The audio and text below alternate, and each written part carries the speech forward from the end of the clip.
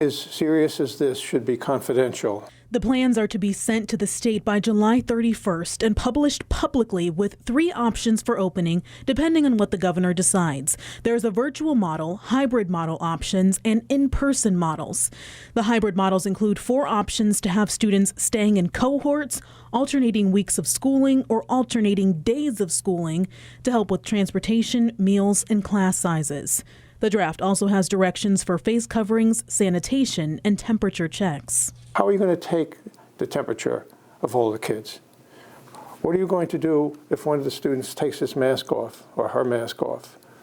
There is no delineation of what needs to be done. We're still working through a lot of these things, right? So temperature taking is a requirement. So where does that fall? Who is responsible for that? Do parents do it before they leave the school, or do we have our nurse do it?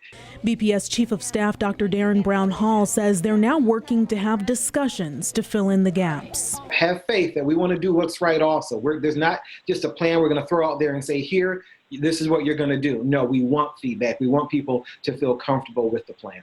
The committee now has 10 days to develop more solid plans and get that to the state, as well as publish it publicly.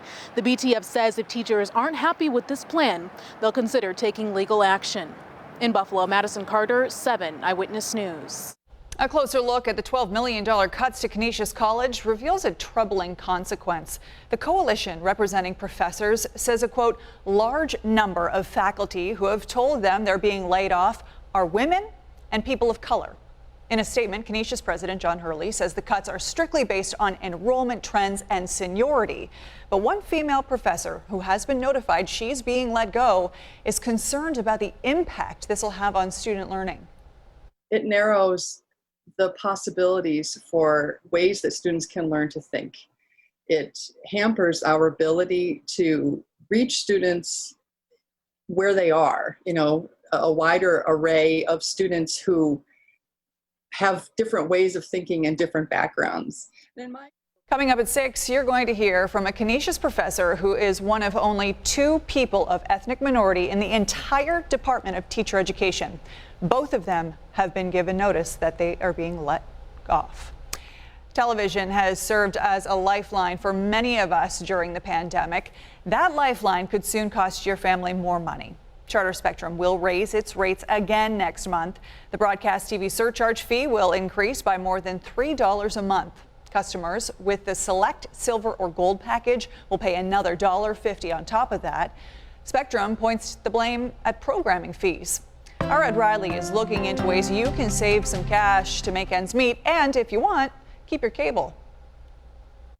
Be looking for a different price or a different company or something. I asked them when I was in there to pay the bill, but they don't know yet. When Spectrum announced last October it was raising prices, customers were not happy. And now those customers are seeing another increase, which Spectrum said is the result of rising programming cost. But with the number of streaming TV services continuing to grow, would it just be cheaper to cut the cord from cable? There's advantages to it and there's disadvantages to it. Streaming TV services come with all sorts of options regarding channels and prices. Everything from Apple TV at $4.99 a month to YouTube TV at $64.99 a month. It's not magic. It's a series of choices that you can make if saving money is the priority. Jared Newman is a cord-cutting expert for TechHive.com. He said since many services offer a free trial period, use them before committing. So that's a pretty good way to sort of keep your spending in check and still be able to watch all the original stuff that's coming out on these new platforms. You will need a streaming device such as an Apple TV, Roku, or Amazon Fire Stick to cut the cord.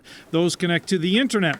However, Bill Hoyd, operations manager for the Smart Squad in Williamsville, said the more TVs you run with streaming services, the faster your internet needs to be. 15 download speed really doesn't cut it if we're doing 2 or 3 streaming services or 2 or 3 devices. Buying multiple streaming services could end up costing you just as much as cable. So to save money, really analyze what you watch. What channels can you not live without? What channels do you have to have? Jared Newman said websites like Just Watch and Streamable's Channel Finder tool can help you determine which shows are carried by the different services. What they're really good at is kind of letting you browse across different services. The experts said they like YouTube TV and Hulu Plus Live TV the best. Now, using apps to select a program is different than using a cable remote, so the key is to be flexible. It's just TV, and in the end, there's tons of stuff to watch. And just a reminder, the WKBW 7 Plus streaming app remains free.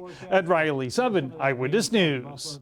Tonight, 2 state lawmakers have set the wheels in motion to improve policing on the streets of Buffalo. Their idea? A residency requirement for newly hired police officers. Our 7 Eyewitness News senior reporter Eileen Buckley brings us reaction. To me, this is about building better relationships. Buffalo Common Council President Darius Pridgeon says he's in big support of bills before the state legislature from 2 state lawmakers.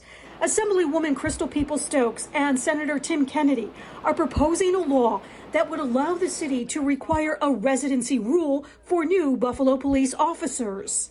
To me, this is more about building relationships with the people who can stop you and stop your freedom. So I don't see it as being a mandate to hurt anybody. But Buffalo Police Benevolent Association President John Evans tells 7 Eyewitness News he disagrees with the residency policy. He says police should have flexibility of where they want to live.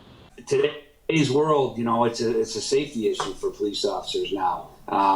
It's popular now to harass them. Evans says many city officers fear for their safety and the safety of their family members. He says the community needs to be better educated about how officers respond to calls and the reason someone might be asked to put their hands behind their back. Police officers, we don't go to a call in the hopes of being compelled to use force. At Tuesday's Common Council session, Pridgeon presented the effort to lawmakers in hopes a resolution will be created to support a residency rule for police. Maston District lawmaker Ulysses Wingo says police should live in the city.